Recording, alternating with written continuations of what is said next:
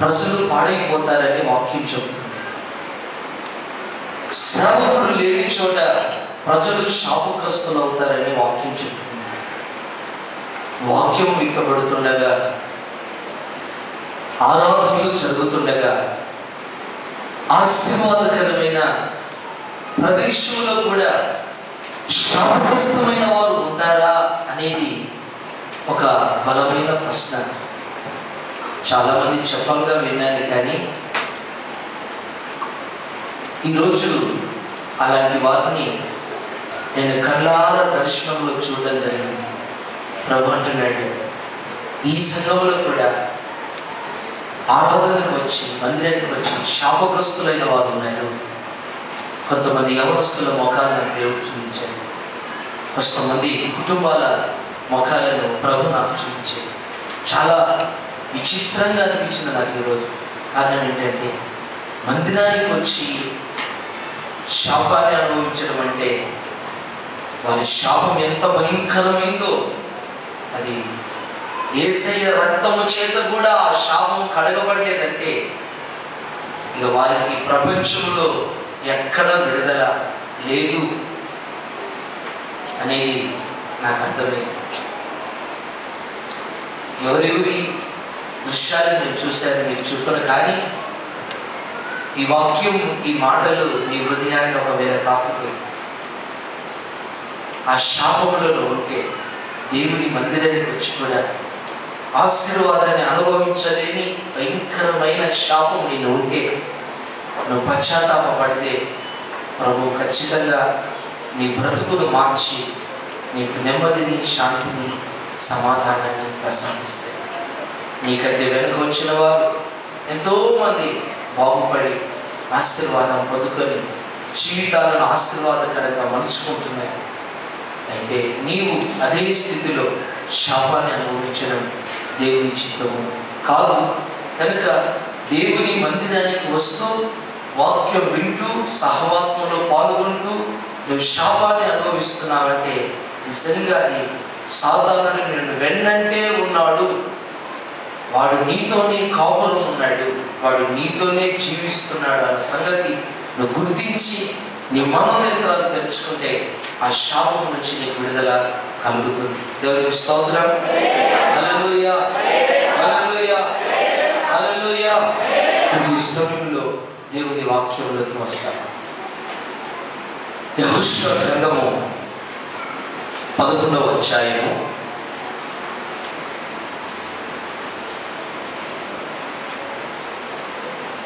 11వ అధ్యాయము 21వ వచనాన్ని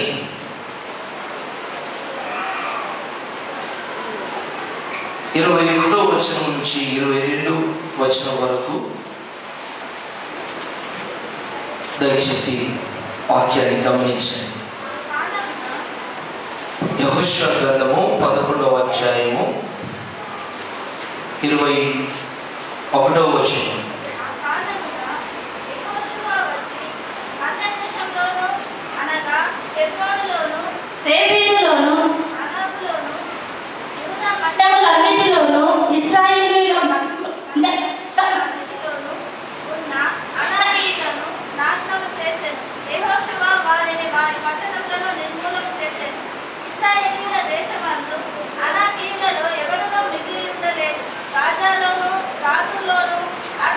ఆ వాక్య భాగాన్ని దయచేసి అందరూ గమనించండి. చాలా విలువైన మాటలు అక్కడ రాయబడి ఉన్నాయి. యెహోషువ గ్రంథము 11వ అధ్యాయము 21వ వచనము. అందరూ స్పష్టంగా దాన్ని గమనించండి. ఆ కాలమున యెహోషువ వచ్చి మన్య దేశంలోను అనగా హెబ్రోనులోను, దేబీరులోను, ఆనాబులోను, యూదా మన్యములన్నిటిలోను, ఇశ్రాయేలీయుల మన్య ప్రదేశములన్నిటిలోనూ ఉన్న అనాకీయులను నాశనం చేసెను. యెహోషువ వారిని వారి పట్టణములను నిర్మూలన చేసెను. ఇశ్రాయేలీయుల దేశమందు అనాకీయులలో ఎవరునూ మిగిలి ఉండలేదు. గాజాలోను, గాతులోను, అర్షోదులోను మాత్రమే కొందరు మిగిలి ఉండేది. చాలు, అందరూ తలలు పైకి. ఇక రాయబడిన లేఖన భాగాన్ని మనం గమనిస్తే, దౌర్జన్యుడైన యెహోషువ కానాను దేశాన్ని స్వతంత్రించుకుంటున్నప్పుడు, కానాను దేశంలో శత్రువులైన రాజులు, అన్య రాజులు ఆ దేశాన్ని పరిపాలన చేస్తున్నాడు. ఆ సమయంలో దేవుడు యెహోషువతో అంటున్నాడు, యెహోషువ, కానాను దేశంలో ఉన్న అన్య జనాంగానికి చెందిన రాజులను నీవు ఓడించి ఆ ప్రజలను ఆ స్థలముల నుంచి వెళ్ళగొట్టి హతమార్చి ఆ కానాను దేశాన్ని మీరు సొంతం చేసుకొని ఆ కానాను దేశాన్ని ఇశ్రాయేలు ప్రజలకు నేను చెప్పిన లెక్క చొప్పున వారికి ఆయా ప్రాంతాలను పంచి ఇవ్వవలసిందిగా యెహోషువకు దేవుడు చెప్పాడు. చెప్పిన తర్వాత యెహోషువ సైన్యాన్ని తీసుకొని కానాను దేశాన్ని స్వతంత్రించుకోవడం ప్రారంభించాడు. ఇలా కానాను దేశాన్ని ఎంతవరకు స్వతంత్రించుకున్నాడంటే, గమనించండి, ఎంతవరకు స్వతంత్రించుకున్నాడంటే 22వ వచనములో, ఇశ్రాయేలుల దేశమందు అనామకులలో ఎవడునూ మిగిలి ఉండలేదు. అంటే ఇశ్రాయేలు దేశంలో ఎవరు కూడా ఆ దేశంలో అన్యులు మిగిలి ఉండకుండా ఆ దేశంలో ఉన్న శత్రువులను అందరినీ హతమార్చి ఆ దేశాన్ని వారు సొంతం చేసుకున్నారట. ఇశ్రాయేలు దేశము అనబడిన కానాను దేశాన్ని యెహోషువ సొంతం చేసుకున్నాడు. ఆ దినాల్లో, యుద్ధం చేస్తున్న దినాల్లో యెహోషువ అన్యజనులతో యుద్ధం చేస్తున్న దినాల్లో అనామకులు అనే వారు ఉన్నారట. అనామకులు, ఆ మాట ఎవరు చదువుదాం? ఆ మాట, ఆ కాలమున యెహోషువ వచ్చి మన్య దేశములోను అనగా ఆ వచనం యొక్క 21వ వచనం యొక్క చివరిలో రాయబడింది, ఇశ్రాయేలుల మన్య ప్రదేశములన్నిటిలోను ఉన్న అనాకీయులను నాశనము చేసి, అనాకీయులు అనేవారు ఉన్నారట. వీరు అనాకీయులు వీరు ఎక్కడెక్కడ ఉన్నారట అంటే 21వ వచనములో, ఆ కాలమున యెహోషువ వచ్చి మన్య దేశములోను ఒకటి అనగా హెబ్రోనులో ఒకటి, దెబీరులోను 2, దెబీరులోను ఒకటి, అనాబులోను 3, యూదా వన్యములో 4, ఇశ్రాయేలుల వన్యములోను 5 ప్రదేశాలలో 5 పట్టణాల్లో అనాకీయులు ఉన్నారట.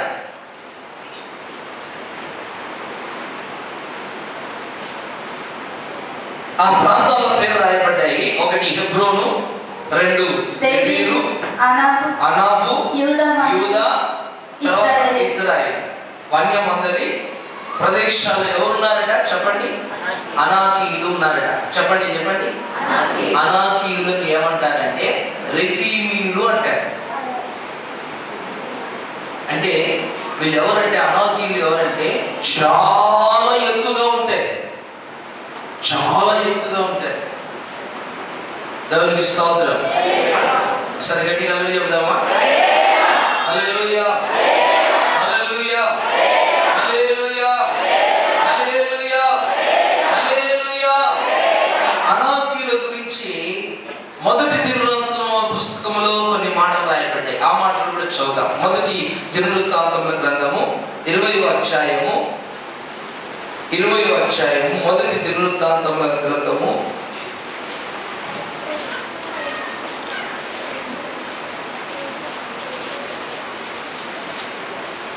20వ అధ్యాయము 4వ వచనం నుంచి చదువుదామా? 4వ వచనం నుంచి. అటు తర్వాత గెజెరులోనున్న ఫిలిష్తీయులతో యుద్ధము కలగగా హూషాతీయుడైన సిబ్బెకై రెఫాయీముల సంతతి వాడకు సిప్పయి అను ఒకని హతము చేసెను. అందువలన ఫిలిష్తీయులు లొంగుబాటునకు తేబడి రెఫాయీముల సంతతి సంతతి వాడలు. ఈ అనామికీయులు ఎవరంటే రెఫాయిముల సంతతి వాడు. ఆ సంతతికి వీరిని రెఫాయిములు అంటారు, లేదా ఏంటంటే ఆ మాట అనాకీయులు అంటారు. అనాకీయులు, రెఫాయిములు వీళ్ళెవరంటే ఒకే సంతతికి చెందిన వారు. దేవునికి స్తోత్రం. నా మాటలు శ్రద్ధగా వింటే మీకు తర్వాత వాక్యం ఏంటిదో అర్థమవుతుంది, తర్వాత మాటలు అర్థమవుతాయి. దేవునికి స్తోత్రం. చెప్పండి గట్టిగా, హల్లెలూయా, హల్లెలూయా, హల్లెలూయా, హల్లెలూయా. రెఫాయిములు వీరు అనాకీయుల సంతతికి చెందిన వారు. యెహోషువ ఇజ్రాయెల్ దేశాన్ని, కానాను దేశాన్ని పట్టుకుంటున్నప్పుడు ఈ 5 పట్టణాలలో, ఇప్పుడు చదివామే 5 పట్టణాలు, మరొకసారి ఆ పట్టణాలు చదువుదామా? 5 పట్టణాలు ఇవి. ఒకటి హెబ్రోను అనే పట్టణము. ఇక్కడ ఎవరున్నారు? ఇక్కడ ఎవరున్నారు? రెఫాయిములు ఉన్నారట, అంటే అనాకీయులు ఉన్నారట. రెఫాయిములు ఈ ప్రాంతంలో ఉన్నారట. హెబ్రోనులో, తర్వాత దెబీరులోను, అనాబులోను, యూదాలోను, ఇశ్రాయేలు వన్యములోను ఈ అనాకీయులు, రెఫాయిములు ఈ ప్రాంతంలో నివసించారు. రెఫాయిములు అంటే అర్థం ఏదో తెలుసండి? రెఫాయిములు అంటే రాక్షసులు అని. బాగా జాగ్రత్తగా నా మాటలు వినండి. రెఫాయిములు అంటే అర్థం ఏంటి చెప్పండి బ్రదర్, చెప్పండి. రాక్షసులు అనే పేరు ఎప్పుడన్నా విన్నారా? రెఫాయిములు అంటే అర్థం, ఆ పదములకు అర్థం ఏంటిదంటే రాక్షస సంతతికి చెందిన వారు. వీరు రాక్షసులు. మనమంటమే నరమాంస భక్షకులు. వాళ్ళు రాక్షసులు. మనుషులను, జంతువులను అలా నిలువున బ్రతికి ఉన్నవారిని పిసికి అలా రక్తము తాగి వారి మాంసాన్ని, అట్లా పచ్చి మాంసాన్ని తినే రాక్షసులు అంటేనే. ఈ రెఫాయిములు ఎవరయ్యా అంటే అనాకీయుల సంతతికి చెందిన వారు రెఫాయిములు. వీరు ఎవరయ్యా అంటే రాక్షసులు. అందుకే వీరికి రెఫాయిములని పేరు పెట్టారు. రెఫాయిలు. ఈ రెఫాయిలు గమనించండి, రాక్షస సంతతికి చెందినవారు. దేవునికి స్తోత్రం. వీళ్ళు ఎక్కడున్నారంటే ఈ 5 పట్టణాల్లో ఉన్నారట. ఒకటి హెబ్రోను, రెండవది దెబీరు, 3 అనాబు, 4 యూదా, 5 ఇశ్రాయేలు వన్యములో ఈ రాక్షస సంతతికి చెందిన రెఫాయిములు ఈ స్థలంలో గూడు కట్టుకొని నివాసం ఎంచుకొని ఈ 5 ముఖ్యమైన పట్టణాల్లో వీరు కాపురం ఉండి ఆ ప్రదేశంలో ఉన్నారు.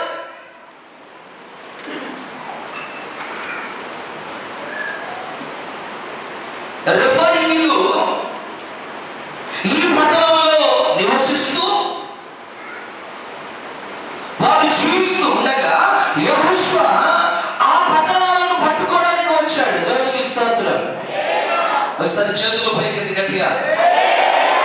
ఎవరి మీదకి యుద్ధానికి వచ్చాడు? ఎవరి మీదకి వచ్చాడు? యెహోషువ ఎవరి మీదకి వచ్చాడు? ఎవరి? రెఫాయిల మీదకి. అంటే రాక్షస సంబంధమైన, రాక్షస స్వభావము కలిగిన మనుషుల మీదకి యెహోషువ యుద్ధానికి వచ్చాడు. ఇప్పుడు కానాను దేశంలో ఉన్నారు. దేవునికి స్తోత్రం. ఐగుప్తు దేశం నుంచి ఇశ్రాయేలు ప్రజలు బయలుదేరారు. దేవుడు వాగ్దానం చేశాడు, నేను కానాను దేశాన్ని మీకు స్వాస్థ్యంగా ఇస్తాను. ఇప్పుడు ఆ కానానులో ఎవరు ఉన్నారయ్యా అంటే ఈ రాక్షస సంతతి వారు ఉన్నారు.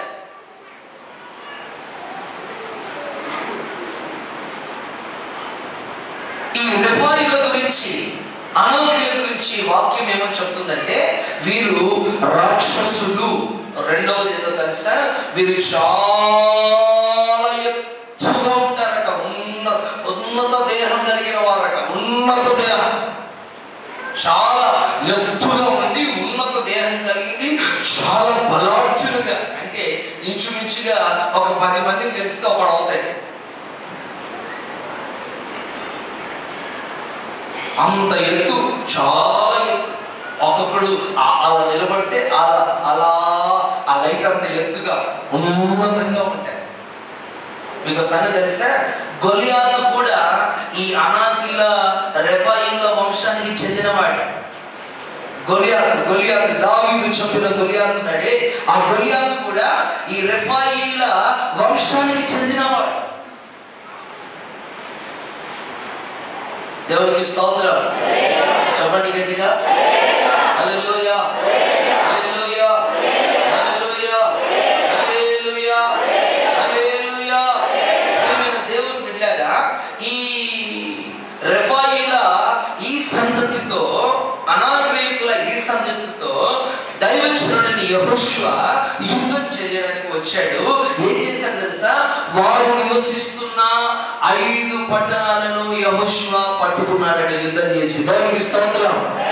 రాక్షస సంతతి కలిగిన ఈ వంశం మీద, ఈ రెఫాయిల మీద యెహోషువ యుద్ధము చేసి వారిని ఓడించి వారిని చంపి 5 పట్టణాలను స్వాధీనం చేసుకున్నాడట. దేవునికి స్తోత్రం.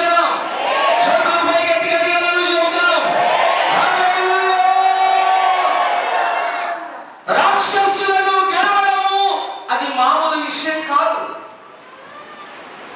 అందుకే యెహోషువ 12 మందిని వేగు చూడడానికి కానాన్ దేశానికి పంపించినప్పుడు 12 మందిలో 10 మంది ఏమన్నారు? 10 మంది ఏమన్నారు? 10 మంది ఏమన్నారు చెప్పండి. 12 మందిలో వేగు చూడడానికి వెళ్ళిన 12 మందిలో 10 మంది ఏమన్నారు చెప్పండి. బైబిల్ చదవరా మీరు? ఏమన్నారు 10 మంది? కానానీయులు, అనాకీలు, ఆ రెఫాయిలు ఉన్నత దేవుడు, వారి దృష్టికి మేము మిడతల వలె ఉంటిమి. వారు భయంకరమైన రూపం కలిగిన వారు, వారు మనుషులను భక్షించువారు అని చెప్పారు సాక్ష్యం. ఎలాంటి వారట? మనుషులను భక్షించువారు. అందుకే రాక్షసులు అన్నారు వారిని. యెహోషువ వేగు చూడడానికి పంపించిన 10 మందిలో మనకు ఆ కానాను దేశంలో మనం బ్రతకలేము. అక్కడ రాక్షస సంతతికి చెందిన రెఫాయిలు ఉన్నారు, అనాకీలు ఉన్నారు. అక్కడికి మనం వెళ్ళకూడదు. ఇశ్రాయేలు ప్రజలారా, మళ్ళీ మనం ఐగుప్తుకు వెళ్ళిపోదాం అని చెప్పి ప్రజలను ఏం చేశారు తెలుసా? వారి మనసంతా పాడేటట్టుగా చేశారు ఈ 10 మంది. వాస్తవమే, వాళ్ళు చూసింది వాస్తవమే, అక్కడ జరుగుతున్నది కూడా వాస్తవమే. అయితే దేవుడు ఏమంటున్నాడు? దేవునికి స్తోత్రం చెప్పండి గట్టిగా. నేను వారి మీద మీకు జయమును అనుగ్రహిస్తాను. ఆమేన్. ఆ రాక్షస సంతతి కలిగిన రెఫాయిములను నేను అపమారుస్తాను. ఆ రాక్షస సంతతి కలిగిన అనానీకులను నేను దుర్మూలపరుస్తాను. యెహోషువ సైన్యాన్ని తీసుకొని ఆ అనాయకుల మీదికి, ఆ రెఫాయిల మీదికి యుద్ధానికి వెళ్ళు, ఆ పట్టణాలను పట్టుకో, స్వాధీనపరుచుకో అని యెహోషువకు ఎప్పుడైతే చెప్పాడో అప్పుడు సైన్యాన్ని తీసుకొని వెళ్ళి ఆ పట్టణాలను పట్టుకున్నట్టుగా దేవుని వాక్యములో మనం చూస్తున్నాం. దేవునికి స్తోత్రం చెప్పండి గట్టిగా. హల్లెలూయా, హల్లెలూయా. ఈ పట్టణాలను పట్టుకున్న తర్వాత ఏం జరిగిందంటే, ఈ పట్టణాలను పట్టుకున్న తర్వాత ఏం జరిగిందంటే, యెహోషువ గ్రంథం 11వ అధ్యాయం 22వ వచనం. ఇశ్రాయేలీయుల దేశమందు అనాకీయులలో ఎవడునూ మిగిలి ఉండలేదు. గాజాలోను గాతులోను అర్షోదులోను మాత్రమే కొందరు మిగిలి ఉండేది. దేవునికి స్తోత్రం. పై భాగంలో ఉందండి ఆ వాక్యంలో, ఇజ్రాయేల్ దేశంలో ఈ రెఫాయిలు ఎవరు కూడా మిగిలి ఉండలేదు అని రాస్తుంది. మళ్ళీ కిందికి వచ్చేసరికి కానీ గాజాలో, గాదులోను, అప్షోదులోను మాత్రమే కొందరు మిగిలి ఉన్నారట. బాగా గమనించండి, పైన ఏమన్నా వస్తుంది, ఎవరు మిగిలి ఉండలేదు. కానీ బాగా గమనించాలి వాక్యాన్ని, ఎవరు మిగిలి ఉండలేదు. యెహోషువ యుద్ధం చేస్తే ఎవరు మిగిలి ఉండలేదు.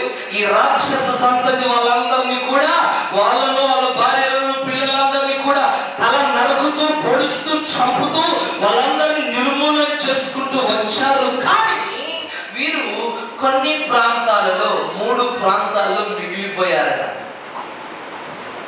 ఎక్కడ మిగిలిపోయారట? ఒకటి గాజాలో, రెండోది గాదులో, ఎక్కడ అప్షోడ్లో మిగిలిపోయారు. వీళ్ళు మిగిలిపోయారు. దేవునికి స్తోత్రం. నేను ఒక ప్రశ్న మిమ్మల్ని అడుగుతాను, రాక్షసులు మిగిలి ఉండడం క్షేమకరమా, హతమార్చబడడం క్షేమకరమా? కాస్త గట్టిగా, కాస్త హుషారుగా, నాకేం వినిపిస్తలేదు. రాక్షసులు హతమార్చబడము దేవుని చిత్తమా, బ్రతికి ఉండడం దేవుని చిత్తమా? చెప్పండి. దేవునికి స్తోత్రం. మరి ఎందుకు మిగిలి ఉన్నారు?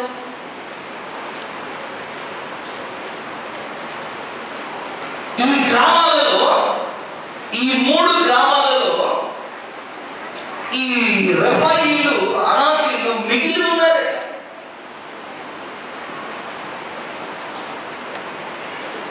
దేవునికి స్తోత్రం. నేనంటాను, ఈ రాక్షస సంతతికి చెందిన రెఫాయీలు ఒక్కడు మిగిలి ఉన్నా కష్టమే. ఒక్కడు. ఎందుకు? వాడెవడు చెప్పండి? వాడు రాక్షసి వాడు. దేవునికి స్తోత్రం. చెప్పండి గట్టిగా, హల్లెలూయా, హల్లెలూయా, హల్లెలూయా, హల్లెలూయా, హల్లెలూయా, హల్లెలూయా. అయితే ఈ 3 పట్టణాల్లో, ఈ 3 గ్రామాల్లో మిగిలి ఉన్నారండి. తర్వాత న్యాయాధిపతుల కాలం వచ్చింది, పరిపాలన జరుగుతుంది. మిగిలి ఉన్నవారు ఉన్నారు కదా, మిగిలి ఉన్నారు. దేవునికి స్తోత్రం. చెప్పండి గట్టిగా, మిగిలి ఉన్నారు. ఎవరున్నారు? మిగిలి ఉన్నారు. శేషం ఉంది. రాక్షసుల సంతానం కొద్దిగా మిగిలి ఉంది. రాక్షసుల వంశం కొద్దిగా మిగిలి ఉంది.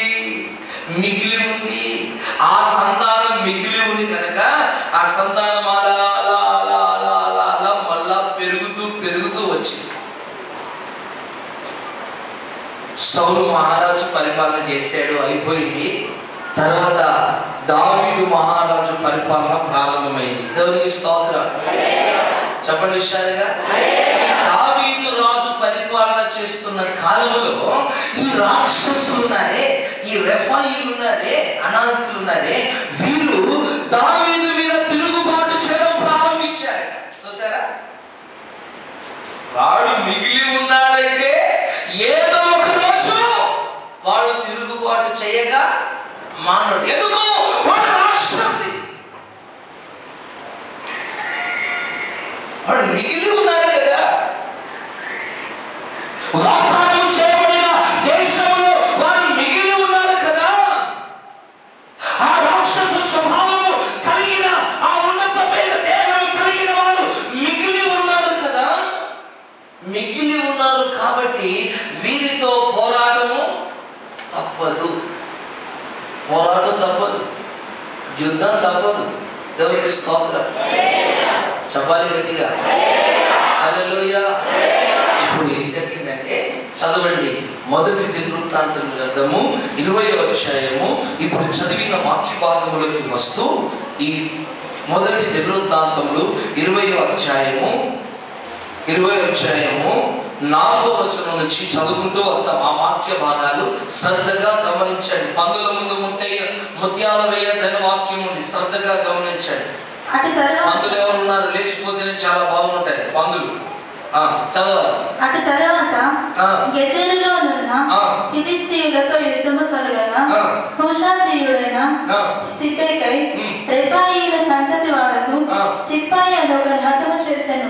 అందువలన ఫిలిష్తీయులు లొంగుబాటులకు తేబడదు. మరలా ఫిలిష్తీయులతో యుద్ధం జరగగా యాయీరు కుమారుడైన ఎల్హాన్ అను గిత్తీయుడైన గల్యాతు సహోదరుడను లక్ష్మీని చంపాను. వాని ఈట నేతగాని దోణి ఎంత పెద్దది. మరలా గాతులో యుద్ధము జరిగెను. మంచి ఎత్తరియకు ఒకడు అచ్చట ఉండెను. వానికి చేతికి కాలికి 6 చొప్పున 24 రైలు వారు రెఫాయీల సంతతి వాడు ఇశ్రాయేలీయులను దూషింపగా దావీదు సహోదరుడైన షిమ్యాకు పుట్టిన యోనాతాను వారిని చంపెను. గాతులో ఉన్న రెఫాయీల సంతతి వారు వీరు దావీదు చేత అతని సేవకుల చేతను హతులైరి. నాతో కలిసి వాక్య భాగాన్ని చదవండి. గాతులోనున్న కాస్త గట్టిగా, గాతులోనున్న రెఫాయీల సంతతి వారకు మీరు దావీదు చేతను అతని సేవకుల చేతను హతులైరి. దేవునికి స్తోత్రం. గట్టిగా చెప్దాం. హల్లెలూయా, హల్లెలూయా, హల్లెలూయా. యుద్ధము యెహోవాదే, యుద్ధము యెహోవాదే, యుద్ధము యెహోవాదే, యుద్ధము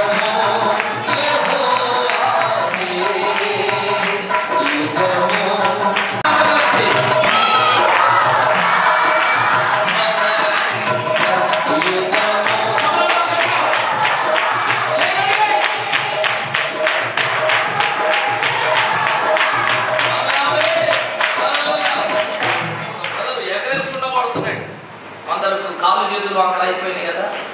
అలా మనస్సు బాగుండదు, బతుకు బాగుండదు కదా. ఇక్కడ ఏడుపే, ఇంటికాడ ఏడుపే. ఆ ఏడుపన్నా పోగొట్టుకోవడానికి వస్తుందా? ఇంటికి రాదు. ఇక్కడ కూడా ఏడుపే. దేవునికి స్తోత్రం. ఇంటికాడ ఏడుపే, అంతా ఏడుపే. నీ బతికే ఏడు పోగొట్టుకోవాలి కదా ఇంటికి వచ్చాక. దేవునికి స్తోత్రం. యుద్ధము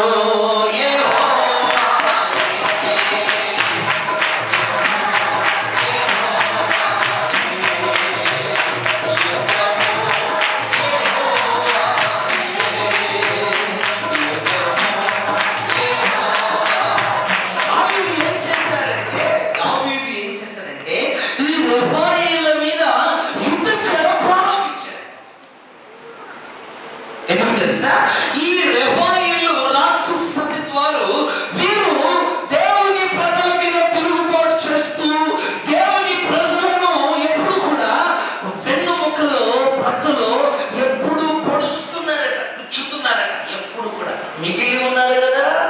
దేవునికి స్తోత్రం. చెప్పాలి గట్టిగా. హల్లెలూయా, హల్లెలూయా, హల్లెలూయా. గమనించండి, చింతకాయను ఎంత ఎండబెట్టినా, అది ఎంత ఎండబెట్టినా దాంట్లో ఏం మిగిలి ఉంటుంది? పులుపు మిగిలి ఉంటుంది. ఎంత ఎండబెట్టినా. దేవునికి స్తోత్రం. హల్లెలూయా. ఇప్పుడు అందరినీ చంపుకుంటా వచ్చారు. కానీ ఇప్పుడు పులుపు మాదిరిగా కొంతమంది మిగిలి ఉన్నారు. ఈ మిగిలి ఉన్న వారి ద్వారా యుద్ధం జరుగుతుంది. దావీదు వీరితో యుద్ధం చేయడం ప్రారంభించాడు. దావీదు సేవకులు ఈ రెఫాయీలతో యుద్ధం చేయడం ప్రారంభించారు.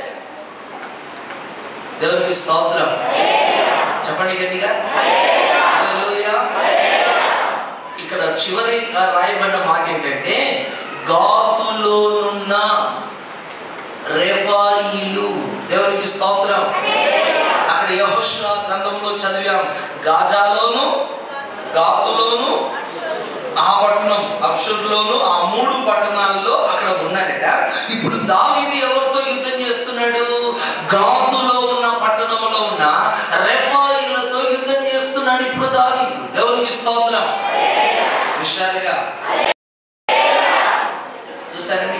గమనించండి, గాతులో ఉన్న రెఫాయి. చెప్పండి, రెఫాయిలు ఎక్కడ ఉన్నారు? కాస్త గట్టిగా, కాస్త గట్టిగా, కాస్త గట్టిగా, కాస్త గట్టిగా. ఎక్కడ ఉన్నారు? గాతులో ఉన్నారు. ఎవరు? రెఫాయి. దేవునికి స్తోత్రం. ఆమేన్. అసలు గాతు అంటే ఏంటి? గాతు అనే పదానికి అర్థం ఏంటో తెలుసా? ద్రాక్ష గానుగా అని అర్థం. ద్రాక్ష గానుగా అంటే ద్రాక్ష పండ్లు ఫలించే స్థలము. ద్రాక్ష పండ్లు ఫలించే స్థలములో ఏముంటుందంటే ద్రాక్ష గానుగా ఉంటుంది. ఇప్పుడు ఒక మాట చెప్తానండి, చెరుకు తోటలు ఎక్కడ ఉంటాయి? చెరుకు ఫ్యాక్టరీ ఎక్కడ ఉంటే అక్కడ చెప్పండి, చెరుకు తోటలు ఉంటాయి. దేవునికి స్తోత్రం. చెప్పండి గట్టిగా, హల్లెలూయా, హల్లెలూయా, హల్లెలూయా, హల్లెలూయా. ద్రాక్ష గానుగా ఎక్కడ ఉంటుంది? ద్రాక్ష గానుగా అంటే గానుగంటే తెలుసు కదా, గానుగంటే ఇలా గుండ్రగా తిరుగుతుంది గాను. దాంట్లో మన పితరులు మనకంటే ముందు కాలంలో గడిచిన వారు, ముందు కాలంలో గడిచిన వారు ఈ మన ప్రాంతంలో బిల్డింగ్స్ కట్టేటప్పుడు సున్నం, డంగు సున్నం అంటారు, దాన్ని గానుగల వేసి బాగా రుబ్బి మెత్తగా చేసి బిల్డింగ్లు కట్టారు. అప్పుడు పురాతనమైన బిల్డింగ్లు కట్టారు. మీరు ఈ సోన్ బ్రిడ్జ్కి వెళ్తే డంగు సున్నముతో దాంతో దీంతో కట్టారని అంటే ఆ టైంలో ఎట్లా కట్టారంటే అది గానుగల వేసి సున్నము, బెల్లము, చక్కెర ఇంకేమేమి వేస్తారు దాంట్లో అవన్నీ వేసి ఏం చేస్తారు? గానుగలో బాగా చెప్పండి, చెప్తారా? ఇంటికి వెళ్ళిపోతారు, ఇంటికి వెళ్ళిపోండి. నేను గొడవలు చెప్తాను, వెళ్ళిపోండి. వెళ్ళిపోతే నేను గొడవలు చెప్పుకుంటాను. ఉన్నారా? ఉన్నారా? కరెక్ట్గా జవాబు చెప్పు. దేవునికి స్తోత్రం. చెప్పాలి గట్టిగా, హల్లెలూయా. దాన్ని ఏం చేస్తారు? గానుగలు వేసి బాగా రుబ్బుతారు. ఇప్పటిదాకా చచ్చిపోయిందా? ఇప్పటిదాకా చచ్చిపోయిందా? లేకపోతే బాగా దిగి వచ్చిందా? వాడపడే. దేవునికి స్తోత్రం. గమనించండి, ఇప్పుడు ద్రాక్ష గానుగా అని దేనికి పేరు? దేని అర్థం అంటే గాదు అనే పదమునకు ద్రాక్ష గానుగా అర్థం. అంటే ఈ గానులో ఏం పండుతాయి అంటే ద్రాక్ష పండ్లు పండుతాయి. దేవునికి స్తోత్రం, హల్లెలూయా. ఈ ద్రాక్ష పండ్లు పండే దగ్గర ఏముంది? ద్రాక్ష గానులో ఉంటుంది. ఇప్పుడు ద్రాక్ష పండ్లు తీసుకొచ్చి గానుగలో వేసి చక్కగా దాన్ని అలా రుబ్బినప్పుడు ఆ పండ్ల రసం అంతా కూడా ఒక పక్కకు వస్తాయి, పాత్రలు పడతారు. ఆ పండ్ల రసాన్ని, ద్రాక్ష రసాన్ని చక్కగా ప్రజలు తాగుతారు. ఆ దినాలలో వివాహ కార్యక్రమాల్లో ద్రాక్ష రసము ప్రాముఖ్యమైన ఆహార పదార్థంగా వాడబడింది, పానీయంగా వాడబడింది. ద్రాక్ష పండ్ల రసము వివాహంలో ఖచ్చితంగా ఇస్తారు. అంతే. యేసు ప్రభు వివాహానికి వెళ్ళిన తర్వాత కూడా ఏమైపోయిందండి? ద్రాక్ష రసం అయిపోయింది. దేవునికి స్తోత్రం. ఆ ఫంక్షన్ లో ఏమి ఇస్తున్నారు? ద్రాక్ష రసం ఇస్తున్నారు. అంటే ప్రముఖమైన పంట, ప్రజలకు సంతోషాన్ని, ఆనందాన్ని కలగజేసే పంట ఈ ద్రాక్ష పంట. ఈ ద్రాక్ష గానుగా ఉన్న స్థలములో, ఈ పంట ఉన్న స్థలములో ఎవరున్నారట? రెఫాయిలు ఉన్నారట. అంటే రాక్షసులు ఉన్నారట. ఎవరున్నారట? అబ్బో, మంచి స్థలంలోనే ఉన్నారు దుర్మార్గులు. చూసారండి? దేవునికి స్తోత్రం. చెప్పాలి గట్టిగా, హల్లెలూయా, హల్లెలూయా. ఎక్కడున్నారట వీళ్ళు? ద్రాక్ష పండ్లు కలిగిన గాతు అనే పట్టణములో ఎవరున్నారు? రెఫాయిలు ఉన్నారట, రాక్షసులు ఉన్నారట. చూసారండి? ఆ మంచి పంటను తినేస్తున్నారట ఈ రాక్షసులు. ఆ పంటల యొక్క రసాన్ని తాగేస్తున్నారట. ఆ మంచి అంతా తినేస్తున్నారట. మంచి పనులు మంచి వారికి చెందవలసిందిగా రాక్షసులు సొంతం చేసుకొని, రాక్షసులు వాటిని అనుభవిస్తూ, రాక్షసులు ఆ పట్టణాన్ని స్వాధీనం చేసుకుని ఉన్నారు. మీకు సంగతి తెలుసా అండి? కొన్ని పూలు ఉంటాయి, ముళ్ళ మధ్యలో ఉంటాయి పూలు. దేవునికి స్తోత్రం. ఈ ముళ్ళ మధ్యలో ఉండే పూలు కొద్దిగా చెప్పండి. చెప్పండి. గులాబీ ఉందనుకోండి, ఇంకా దానికి ముళ్ళు చాలా తక్కువగానే ఉంటాయి, కానీ ముళ్ళు ఉంటాయి. ముళ్ళ మధ్యలో పూలు ఉంటుంది, చూసారా? దేవునికి స్తోత్రం. హల్లెలూయా. ఒకవేళ ఈ కొమ్మ నుంచి వెళ్ళి ఒక ముళ్ళు ఆ పువ్వును అలా తాకింది అనుకోండి, ఏమవుతుంది? ఆ పువ్వు యొక్క రెక్క ఏమైపోతుందండి? చినిగిపోతుంది కదా, చినిగిపోతుంది. ముళ్ళ మధ్యలో పువ్వు ఉన్నది. ఇదిగా చూసండి, రాక్షస స్వభావం కలిగిన మనుషుల మధ్యలో ద్రాక్ష పండ్లు పండుతున్నాయి. అవి రాక్షసులు తినేస్తున్నారట. రఫాయిలు రాక్షస స్వభావం. రాక్షసులు అంటే ఏంటి? మీరు రాక్షసులు అంటే రాక్షసులు అనుకున్నారా? దేవునికి స్తోత్రం. రఫాయిలు అంటే రాక్షస సంతకి చెందిన వారు అంటే అర్థం ఏం తెలుసా? వారు చూడడానికి రాక్షసులాగా భయంకరంగా కనిపిస్తారు. అంతేకాదు, వాళ్ళకు ఉన్న స్వభావము, వాళ్ళ స్వభావం ఏంటిదంటే రాక్షస స్వభావము. రాతి గుండె, కరుణ, జాలి, దయ, కనికరము ఎరగని వారు. ఎవరైనా కనిపిస్తే అలా పట్టేసి నిలువున పిసికేసి గొంతునాల తిప్పేసి రక్తాన్ని అలా పచ్చి రక్తాన్ని తాగేవారు. దయా, కనికరము, జాలి లేదు. అందుకే వారికి రాక్షసులకు ఉండే బుద్ధులు ఉన్నాయి కనుక వారిని రాక్షసులు అన్నారు. దేవునికి స్తోత్రం. చెప్పండి గట్టిగా, హల్లెలూయా, హల్లెలూయా, హల్లెలూయా, హల్లెలూయా. ఇప్పుడు ఈ గులాబీ కాకుండా చాలా పూలు ఉన్నాయి, తెలుసా మీకు ఏమన్నా? నాకు ఇది ఏం తెలియదు. చెప్పండి. ఈ ముళ్ళ మధ్యలో పెరిగే పూలు, మంచి పూలు ఉన్నాయి, చాలా విలువైన పూలు ఉన్నాయి. ముళ్ళ మధ్యలో పెరుగుతాయి. చుట్టూ ముళ్ళు, భయంకరమైన బ్రహ్మదండి ముళ్ళు లాంటి ముళ్ళుండి ఆ దాంట్లో చక్కగా పెరిగే పూలు ఉంటాయి. పరమగీతంలో రాయబడింది, బ్రహ్మదండి చెట్లలో, గచ్చ పొదలలో బ్రహ్మదండి చెట్లలో వల్లి పద్మము వలె పెరుగుతుందట. వల్లి పద్మం అనే విషయము బ్రహ్మదండి ముళ్ళ లాంటి చెట్ల మధ్యలో పెరుగుతుందట. దేవునికి స్తోత్రం. హల్లెలూయా, హల్లెలూయా. చూడండి, ఈ గాతు అని పట్టణం ద్రాక్ష ఫలములతో నింపబడిన ఈ పట్టణాన్ని రెఫాయిలు స్వాధీనం చేసుకొని వారు అక్కడ నివసిస్తూ ఆ పండ్ల రసాన్ని తాగుతూ ఆ పండ్ల పంటను అనుభవిస్తూ మరి సాగిపోతున్నారు. దేవునికి స్తోత్రం. ఇప్పుడు ఏం జరిగింది తెలుసండి? ఇప్పుడు ఏం జరిగిందంటే, దావీదు ఈ గాతు మీదకి యుద్ధానికి వెళ్ళాడు. దేవునికి స్తోత్రం. ఎవరు తీసుకుని వెళ్ళాడు? దావీదు సేవకులు కలిసి ఈ గాతు మీదకి యుద్ధానికి వెళ్ళారు. ఇప్పుడు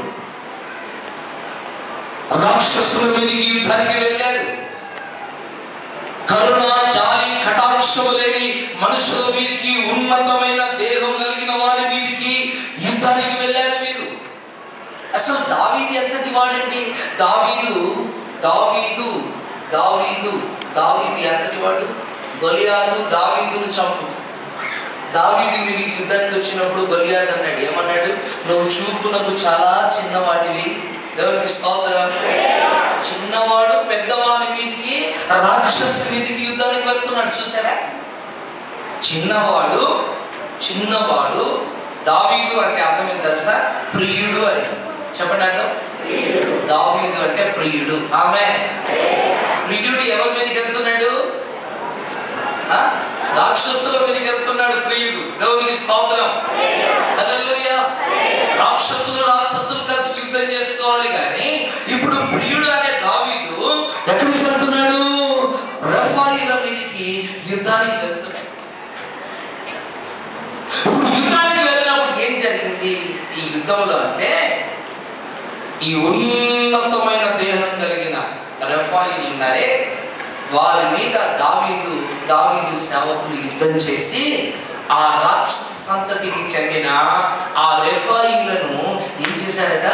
సర్వనాశనం చేశారట. చప్పట్లు కొట్టి దేవుని నామాన్ని.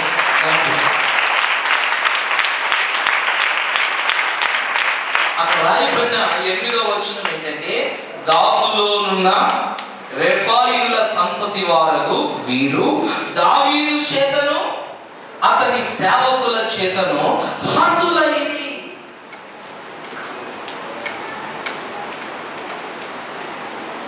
దేవునికి స్తోత్రం, దేవునికి స్తోత్రం. ఓకే, ఇప్పుడు రెఫాయిల గురించి తెలుసుకున్నాము, దావీదు గురించి తెలుసుకున్నాము. దావీదు వెళ్ళాడు, వారిని చంపాడు, అతను చేశాడు, బాగుంది. ఆమేన్.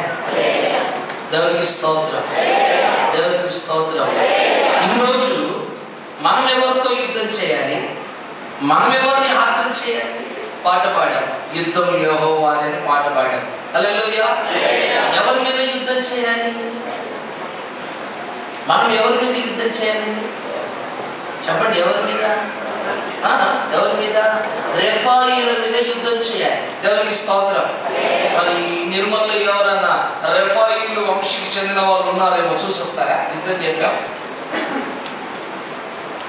ఉన్నారా? ఉన్నారా? లేదు. దేవునికి స్తోత్రం. మరి ఎవరితో యుద్ధం చేయాలి?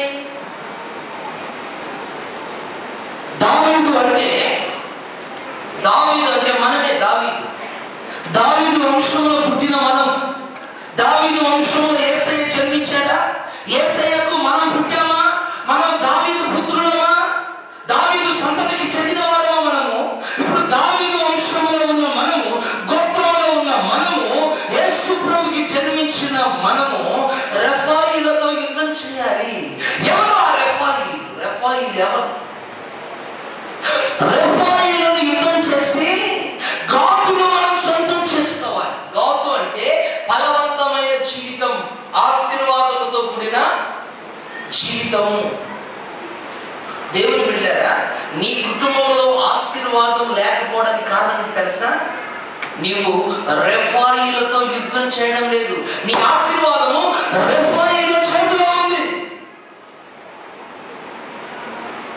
నీ ఆరోగ్యము రెఫాయిల చేతిలో ఉంది. నీ పంట, నీ దీవెన, నీకు రావాల్సిన సకల విధమైన పరలోక సంబంధమైన సకల దీవెనలు రెఫాయిలనే రాక్షసుల చేతిలో ఉన్నాయి. అవన్నీ వాళ్ళు ఏం చేస్తున్నారు? ఆ రాక్షసులు నీకు రావాల్సిన ఆశీర్వాదాలను వాళ్ళే తీసుకుంటున్నారు. అవి నీకు రానివ్వకుండా తింటారు. ఉదాహరణ చెప్తాను వినండి. దేవునికి స్తోత్రం. నీవు అనుభవించిన కష్టార్జితము వడ్డీ రూపంలో ఇంకోటి అనుభవించడం లేరా? వాడే రెఫాయిలు. నీ కష్టార్జితమే అది నీకు దక్కుతుందా? లేదు. నీ కష్టార్జితమే హాస్పిటల్లో డాక్టర్కి నువ్వు పెట్టడం లేదా? నీ కష్టార్జితం లక్షలు వడ్డీలుగా లక్షలు డాక్టర్లకు రోగాల మీద నీ రోగం కోసం డాక్టర్ కాళ్ళ మీద పోయడం లేదా? అరే, రెఫాయిలు తినేస్తున్నారు నీ కష్టార్జితం అంతా. నీ ఆశీర్వాదం అంతా రెఫాయిలు తినేస్తున్నారు. నీ దీవెనలని రెఫాయిలు తినేస్తున్నారు. నీ దీవెనలు, నీకు రావాల్సిన ఫలవంతమైన పంట రెఫాయిలు అడ్డగించి వాటిని లాగేసుకుంటున్నారు. పంటలు లాగేసుకుంటున్నారు. ఆశీర్వాదాలను లాగేసుకుంటున్నారు. నువ్వేమో ప్రార్థన చేస్తున్నావు రాత్రి పగలు, ప్రభువా ఇన్ని సంవత్సరాల నుంచి నేను ప్రార్థన చేస్తున్నా, నాకు ఆశీర్వాదం ఎప్పుడు ఇస్తావు? నా సమస్యలు ఎప్పుడు తీరుస్తావు? నా కుటుంబాన్ని ఎప్పుడు బాగు చేస్తావు? అయ్యా ప్రభువా, నీ ప్రార్థన దేవుడు వింటున్నాడు, ఆశీర్వాదాన్ని పంపిస్తున్నాడు. కానీ మధ్యలో ఎవడు తినేస్తున్నాడు? చెప్పండి, ఎవడు తినేస్తున్నాడు? రెఫాయిములు అనే రాక్షస సంతతి వాళ్ళు తినేస్తున్నాడు. అంటే దుష్టుడు తినేస్తున్నాడు. అందుకే నీ ఇంటిలో ఆశీర్వాదం లేదు. నువ్వు అనుభవించలేకపోతున్నావు. నీ పంటను నువ్వు తినలేకపోతున్నావు. చూసారా?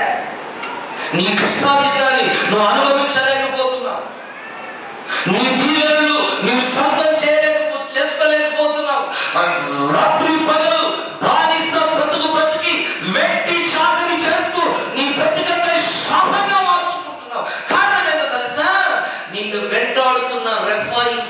వారు నీలో మిగిలి ఉన్నారు. దేవునికి స్తోత్రం. చెప్పండి గట్టిగా హల్లెలూయా. మీరంటేనే మా పాస్టర్ గారు రెఫాయిములు అనే ఈ రాక్షస సంతతి వారు మాకెవ్వరు కూడా మా చుట్టూ కనిపించడం లేదండి. ఎవరయ్యా ఎవరితో యుద్ధం చేయమంటావు? రెఫాయిము అనే రాక్షస సంతతి వాళ్ళను మేము హతమార్చుతాము, మా దీవెనలు మేము పొందుకుంటామని ఈ మధ్యాహ్నం ముందు మీరు అంటారేమో. దేవునికి స్తోత్రం. చెప్తాను వినండి. హల్లెలూయా.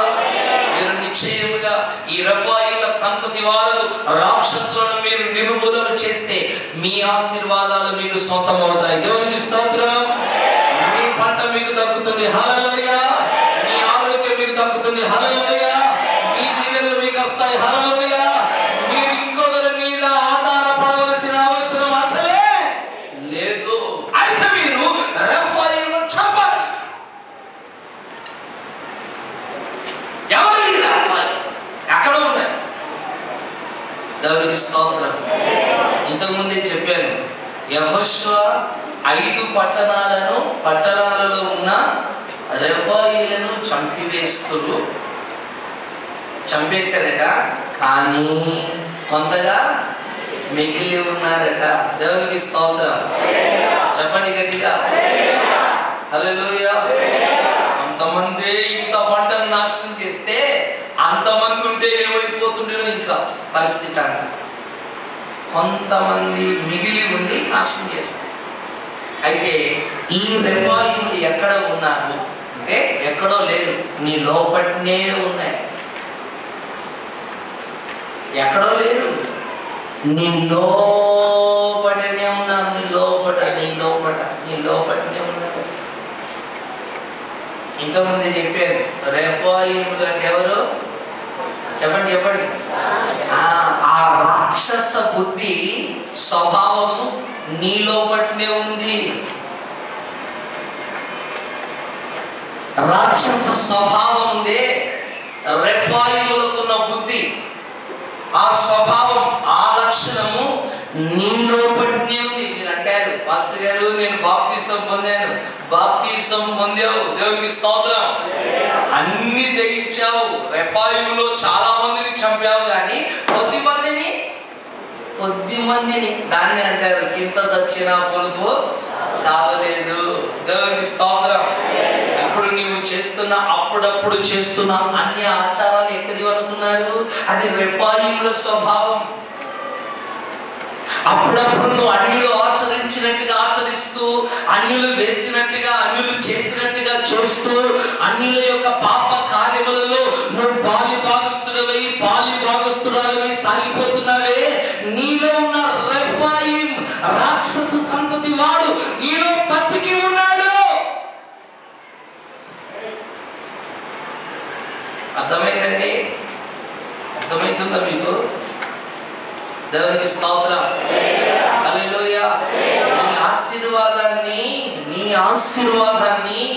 నీ దీవెనను వాడు తినేసి నీకు దీవెన రాకుండా నిన్ను కష్టాల పాలు, నష్టాల పాలు, నీ పంట నష్టం, నీ ఆరోగ్యం నష్టం, నీ కుటుంబంలో కలవరం, భేదాలు, కక్షలు ఇవన్నీ ఎందుకు జరుగుతున్నాయంటే నీలో ఉన్న రెఫాయిముల సంతతి స్వభావము నీ గుండెలో గూడు కట్టుకొని ఉండడం నువ్వు బట్టి ఆ ఆశీర్వాదాన్ని నువ్వు సొంతం చేసుకోలేకపోతే. గుడికి వచ్చినప్పుడు బాగానే ఉంటున్నావు, బయటికి వెళ్తే రెఫాయిముల స్వభావాన్ని చూపిస్తున్నావు, అంటే రాక్షస బుద్ధిని చూపిస్తున్నావు, కఠినత్వాన్ని చూపిస్తున్నావు. కరుణ, జాలి, దయ అనేది నీకు బయట కల్పించదు. గుడికి వచ్చినప్పుడు మాత్రం చాలా భక్తిగా నటన చేస్తున్నావు. దేవునికి స్తోత్రం. చెప్పండి విశ్వాసంగా హల్లెలూయా. నీలో ఉన్న ఆ రాక్షస స్వభావం చచ్చిపోవాలి. ఎవరైనా బాగా కఠినంగా కనికరం, దయ, జాలి లేకుండా గొడవ పెట్టుకున్నారనుకోండి, వాళ్ళని ఏమంటారండి? చెప్పండి, ఏమంటారు? గయ్యాలి అంటారు. ఏమంటారండి? గయ్య. ఇంకా కఠినంగా గొడవ పెట్టుకున్నారనుకోండి, ఏమంటారండి? చెప్పండి. మీద పడి గీరి మీద పడి గీరి ఇలా కొట్టి గాయపరిచి వాళ్ళని ఏమంటారండి? రాక్షసులు అంటారు. దేవునికి స్తోత్రం. అందరూ మీద పడి గీరలు కానీ కొట్టలు కానీ లోపల మాత్రం ఎలాంటి స్వభావం ఉంటుంది? రాక్షస స్వభావం. ఈ రాక్షసులకు ఉన్న స్వభావం ఏంటంటే, ఒక మనిషిని చంపుతున్నప్పుడు, బాగా గమనించాలి, ఒక మనిషిని చంపుతున్నప్పుడు ఈ రాక్షసు ఏం చేస్తారట? గట్టిగా నవ్వుతారట. అంటే నేను నవ్వినానని మీరు భయపడుతున్నారా? దేవునికి స్తోత్రం. హల్లెలూయా.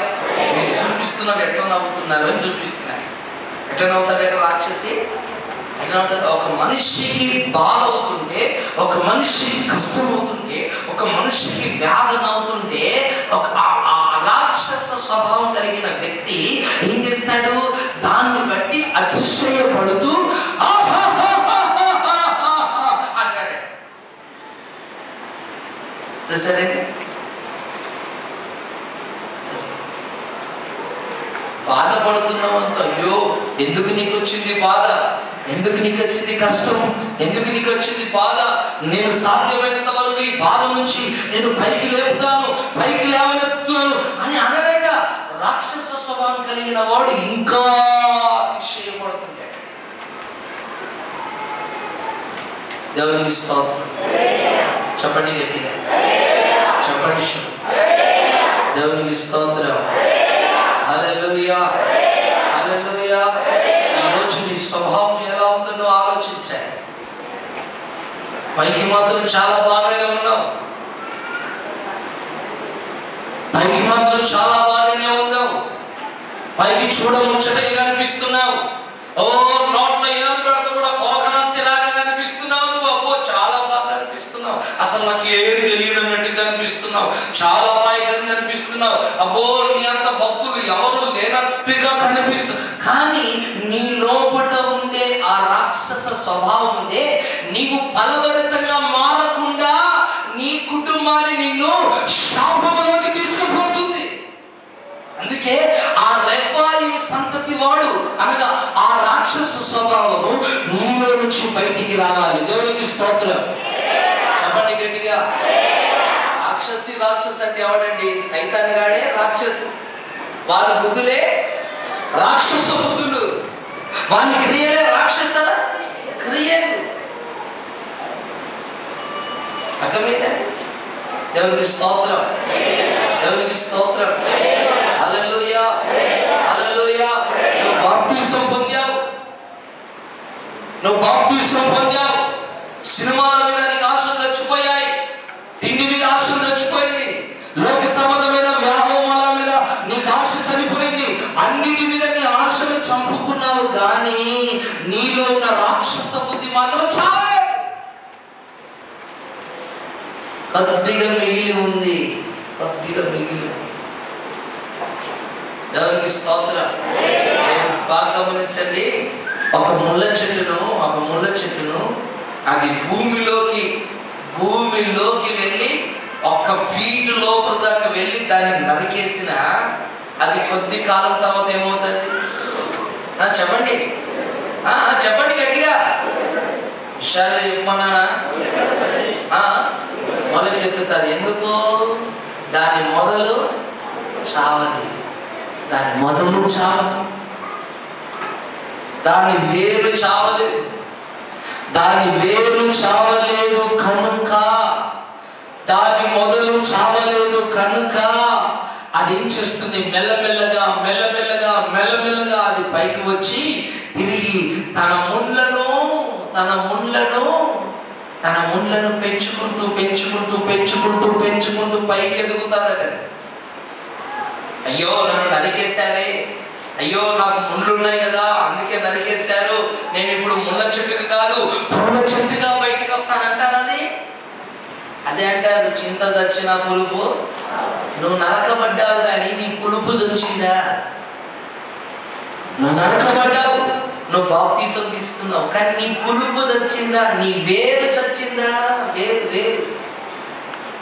నీ వేరు చావకపోతే, నీ వేరు లోక సంబంధమైన పాపభూయిష్టమైన రెఫాయిముల సంతతికి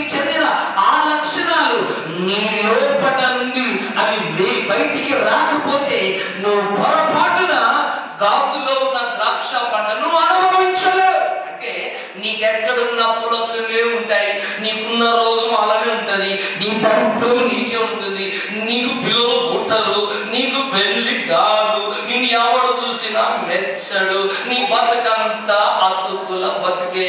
నువ్వు గుడికి వచ్చినా బాగుపడవు, బయట ఉన్నా బాగుపడవు, ఎక్కడికి వెళ్ళినా బాగుపడవు, దుబాయ్కి వెళ్ళినా నీ బతుకు మారదు, ఇండియాలో ఉన్నా బతుకు మారదు, ఢిల్లీలో ఉన్నా నీ బతుకు మారదు. ఎందుకంటే నీతో ఒక రాక్షస సంతతి వాడు రెఫాయిం ఉన్నాడు. వాడు నీ జీవితాన్ని భ్రష్ట స్థితిలోకి నడిపిస్తే, వాడు నీతో ఉన్నంత కాలం నీకెక్కడ ఆశీర్వాదం? అది నీ భ్రమ, అది నీ భ్రమ, అది నీ భ్రమ. చాలా భ్రమపడుతున్నాం. వాడు రెఫాయిముల సంతతికి సంబంధించిన ఆ రాక్షస స్వభావము నీలో ఉన్నంత కాలము నువ్వు ఎక్కడ ఉన్నా బాగుపడు. దేవునికి స్తోత్రం. చెప్పండి గట్టిగా. ఇంట్లో ఉన్నా బాగుపడు, నీకు పెళ్ళై అత్తగారింటికి వెళ్ళినా బాగుపడు, అలాగన్నా నువ్వు దుబాయ్లో ఉన్నా బాగుపడు, ఎక్కడ ఉన్నా నీకు 10 ఎకరాల స్థలం ఉన్నా బాగుపడు, నీకు మంచి ఆఫీసర్ ఉద్యోగం వచ్చినా బాగుపడు, నీకు మేడలు మిద్దెలు అన్ని ఉన్నా బాగుపడు.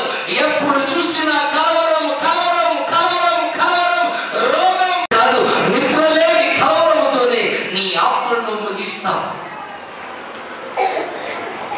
ప్రేమైన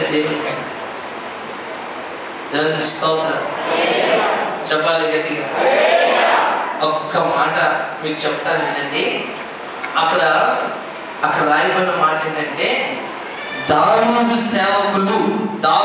సేవకులు ఈ రెఫాయిముల మీదకి యుద్ధానికి వెళ్ళినప్పుడు ఆ రెఫాయిలు ఏమయ్యారట? వారు లొంగిపోయారట రాస్తుంది.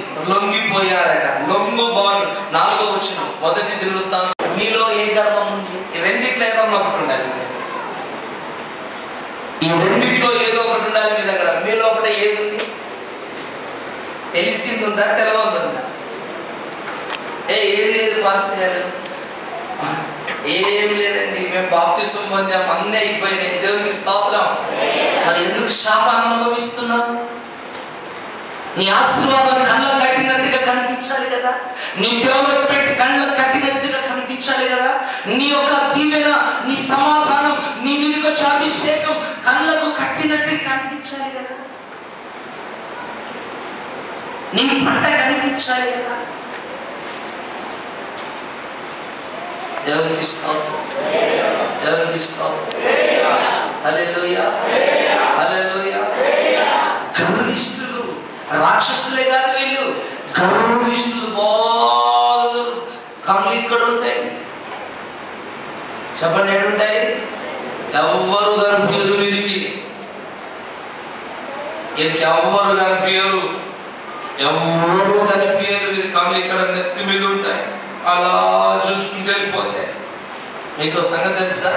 నాశనానికి ముందు గర్వం నడుస్తుందట. గర్వం గర్వం గర్వం గర్వం అనేది నీకు ఎప్పుడైతే ఉంటుందో అది రాక్షస సంతతికి చెందిన రెఫాయిముల స్వభావము అన్న సంగతి నువ్వు గుర్తుపట్టాలి. తిరుగుబాటు చేస్తారు, లొంగరు, తిరుగుబాటు. ఎవరన్నా ఒక మాట అంటే తిరుగుబాటు చేస్తారు. ఎవరన్నా కఠినంగా మాట్లాడితే, ఎవరన్నా తిరిగితే, ఎవరైనా కోపగించుకుంటే రివర్స్ చేస్తారు, రివర్స్ గా మాట్లాడతారు, తొందరగా లొంగిపోరు. అయితే దావీదు వారి మీద యుద్ధం చేసి వారిని లోపరుచుకున్నాడు. దేవునికి స్తోత్రం. చెప్పండి గట్టిగా. మీలో ఉన్న ఈ రెఫాయిముల సంతతికి చెందిన ఆ లక్షణాలు ఏవేవైతున్నాయో, ఆ రాక్షస స్వభావం ఏమైతుందో, ఆ గర్వం ఏదైతే ఉందో, నువ్వేం చేయాలి? వాటి మీద నువ్వు యుద్ధం చేసి వాటిని నువ్వు లోపరుచుకొని వాటిని హతమార్చాలి. నువ్వు దేవునికి స్తోత్రం. హల్లెలూయా, హల్లెలూయా, హల్లెలూయా. దావీదు అతని సేవకులు ఈ రెఫాయిములను ఏం చేశారట? హతమార్చారట.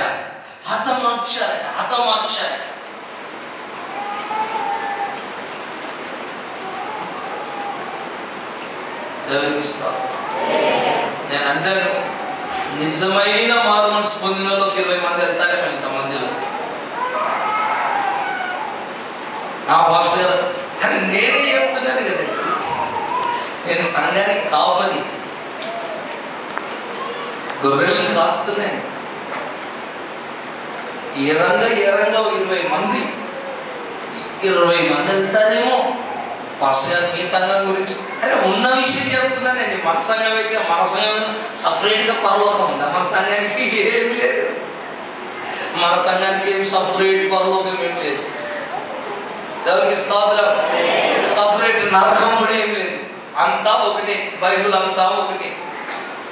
నిజమైన మారు మనసు కలిగి మారు మనసుకు తగిన బలములు అనుభవించేవారు ఇంతమందిలో ఒక 20 మంది ఏరంగా కనిపి. ఎందుకు తెలుసా? మిగతాంతా బాప్తిసం పొందిన వారే కానీ వారిలో ఇంకా అక్కడ కొంతమంది మిగిలి ఉన్నారట. ఎవరు అంటే కొంత పాత స్వభావం నీ లోపల మిగిలి ఉంది. ఇంకా మిగిలిన సంగతి నేను లెక్క వేయడం లేదు. పూర్తిగా దావీదు వలె పూర్తిగా రెఫాయిలను చంపిన వారు ఒక 20 మంది ఉంటారు. మీతోనంతా రెఫాయిలను మిగుల్చుకున్నారు. రాక్షస స్వభావాన్ని మిగుల్చుకున్నారు. అందుకంటే చింత దచ్చిన పులుపు సావులు అంటే వాళ్ళే. నేనంటే ఎంతకాలం అలా బ్రతుకుతాం, ఎంతకాలం అలా బ్రతుకుతాం. రేపో మాపో నువ్వు కన్ను మూయక తప్పదు. కన్ను ఎక్కడ తెరుస్తావు? మూసిన మరుక్షణం కన్ను ఎక్కడ తెరుస్తావు నువ్వు? మూసిన మరుక్షణం కన్ను ఎక్కడ తెరుస్తావు?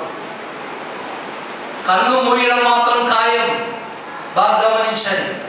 కన్ను మూయడం మాత్రము ఖాయము. కన్ను మూసే కాలం ఒక రోజు ఉన్నదని మరవబోకురన్నా. నీకు మేడ మిద్దలున్నా,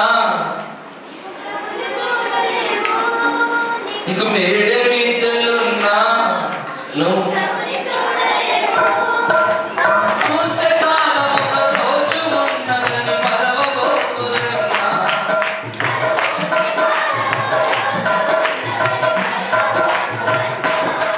నువ్వు ఎంత గరుడమైనా ఎలాంటి వాడమైనా, నువ్వు ఎంత గరుడమైనా ఎలాంటి వాడమైనా, కన్ను మూసే కాలం ఒక రోజు ఉన్నదని మరవబోకురన్నా. కన్ను మూసే కాలం ఒక రోజు ఉన్నదని మరవబోకురన్నా. నువ్వు డాక్టరేటువైనా, నువ్వు పాస్టరేటువైనా, నువ్వు డాక్టరేటువైనా, నువ్వు పాస్టరేటువైనా, కన్ను మూసే కాలం.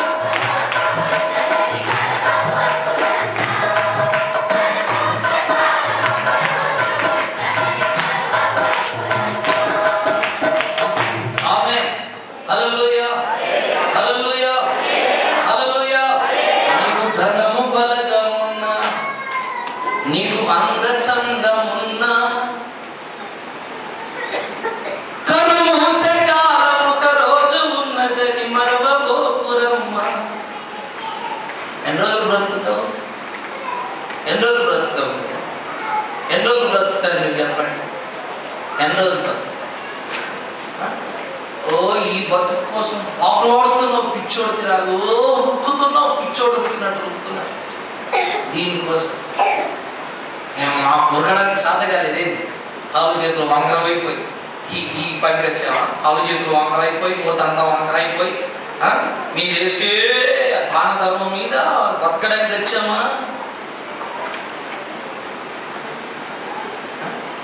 పిచ్చోడు ఉరికినట్టు ఉరుకుతున్నావు, పిచ్చోడు. నాకైతే మీ అంత పిచ్చోడు నాకు ఎవరు కనిపించదు. నేను చెప్తున్నాను కదా, దేవుని సముఖంలో మీరంతా నాకు పిచ్చోళ్ళు ఎదురా కనిపిస్తారు. ఎందుకంటే ఉరుకుతున్నారు, కుక్కలు ఉరికినట్టు, ఒకదానికి ఒకటి ఉరుకుతున్నారు, పిచ్చి కుక్కలు ఉరుకుతున్నారు. ఏం సరే ఉరికి దమ్మచ్చి వాతబడి హార్ట్ అటాక్ వాడతాడు 108. ఎవడు అమ్మటి వస్తాడు, అది చేతి తీస్తాడు, నరం పడతాడు, నరం బట్టి పోయాడు పైకి అని. ఆడు పైకి పోతాడో కిందికి పోయాడు, మనకేం తెలుసు? మనకి ఈ సూదులు ఎక్కించుడే తెలుసు. దేవునికి స్తోత్రం. వచ్చినందుకన్నా నక్కికి పోతాడా? ఎక్కించుకోపోతాడు, కడుపు మొహం అంతా కోస్తాడు, ఇంకా దాంట్లో రబ్బరు ఇంత దూది పెట్టేసి ఇక పోయి పనులు చేసుకోకుండా అంటాడు. అంతే కదా, దానికి కదా నువ్వు పని. ఏమొస్తుంది? నీ అంటే ఏమొచ్చింది? ధనము, డబ్బు, ఆస్తి, అంతస్తు, నీ కులము, నీ జాతి, నీ పిల్లలు, ఏమన్నా వచ్చిందా? ఏమన్నా వచ్చిందా? ఈ లోకంలో ఉన్నప్పుడు నాది నాది నాది నాది. ఇప్పుడు పాడాడు కదా, జై పాడాడు కదా, జై పాడాడు కదా, నాది నాది నాది అంటూ విరవీగుచున్నా. విరవీగుడే నాది నాది అనుకున్నారు, ఇంకా దాని విరవి కూడా నాదే, నా కులం, నా కులం అమ్మాయి అయితేనే అబ్బాయి అయితేనే చేసుకుంటారు, నాదే. మాదిలో చేసుకోడట, మాదిలో చేసుకోడట. ఈ మాదిగోనికి కూడా మాదిగదే కావాలట, మాదిదానికి మాదిదే కావాలట, గొల్లోనికి గొల్లోడే కావాలట. మాదే అంటే మాది అంటే బాబోయ్. ఈ మధ్యలో ఒడ్డోడు నచ్చాడు, రాళ్ళు కొట్టించాడు. ఏంటంటాడు? నాకు రాళ్ళ కొట్టిందే కావాలి. రాళ్ళ కొట్టిందేందుకు? చదువుకునేదంతా అంటే అదో రాళ్ళ కొట్టేదే కావాలి. మేము ఒడ్డే రాజు అంటాడు. ఒడ్డే జాతిలో కూడా రాజులు ఉంటారని నాకు తెలియదు. ఎవరికి స్తోత్రం. రాయి కొట్టడం కూడా ఒక రాజట.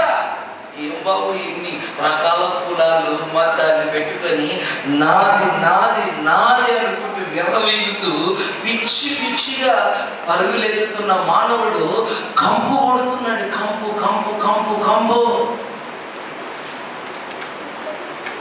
దేవునికి స్తోత్రం. చెప్పాలి గట్టిగా హల్లెలూయా, హల్లెలూయా, హల్లెలూయా, హల్లెలూయా, హల్లెలూయా. నాది నాది నాది అంటూ విర్రవీగుచున్నావా? చచ్చినాక రాదా? నీ దేహం రాదా? నీ దేహం నీ వెంట రాదా? మరి ఎందుకు దానికి ముక్కుకు, దానికి దీనికి పనికొక్కు పెట్టినట్టు, దానికి గంగిరెత్తుకు పెట్టినట్టు, దానికి పెట్టినట్టు, ఇంకా చేతికో రింగు, దానికో పోజు, దానికో ఇంకా ఏమో ఏమో ఏమో ఏమో ఏమో. ఎందుకు రావడానికి? ఎందుకు? పిచ్చి పిచ్చి పిచ్చి. నీకు పిచ్చి ముదిరింది. దేవుని వాక్యం ప్రకారంగా నీకు పిచ్చి ముదిరింది. ఏముదిరింది? చెప్పండి, చెప్పండి గట్టిగా, చెప్పండి గట్టిగా. ఎంతోమంది పిచ్చులు ఉన్నారు? చేతులు ఎత్తండి. చర్చిలో కాదా మీరు? ఎత్తనోళ్ళే అసలు పిచ్చోళ్ళు, తినోళ్ళు కానీ. ఎవరికి ఇస్తా ఉంటాం? ఎవరైతే ఎత్తలేదో వాళ్ళే పిచ్చోళ్ళు. పిచ్చోళ్ళు ఎత్తారు. పిచ్చోళ్ళు పిచ్చోడా అంటే ఒప్పుకుంటాడు. నేను పిచ్చోనా మంచోన్నా అంటే. దేవునికి స్తోత్రం. ప్రియమైన దేవుని బిడ్డలారా, వ్యర్థమైన దాని పరిగెత్తుకొని నీ జీవితాన్ని శాపంగా మార్చుకోవద్దు. గాతులో ఉన్న ఈ రెఫాయిలను దావీదు సేవకులు హతము చేశారట. దేవునికి స్తోత్రం. నీవు కూడా నీలో ఉన్న ఆ రాక్షస స్వభావాన్ని, గర్వం కలిగిన స్వభావాన్ని, ఆ యొక్క ఏవేవైతున్నాయో లోపల అవన్నీ కూడా నువ్వు చంపివేసి నువ్వేం చేయాలి? వాటిని నిర్మూలన చేస్తే గాతులో ఉన్న ఆశీర్వాదం, అనగా ద్రాక్ష గానుగలో ఉన్న ఫలవంతమైన ఆశీర్వాదాలను నువ్వు సొంతం చేసుకోగలుగుతావు. దేవునికి స్తోత్రం. హల్లెలూయా. ఇంకో మాట చెప్పమంటారా? దేవునికి స్తోత్రం. హల్లెలూయా, హల్లెలూయా, హల్లెలూయా. అక్కడ రాయబడిన మాటలో ఈ రెఫాయిములో రకరకాల మనుషులు ఉన్నాయి.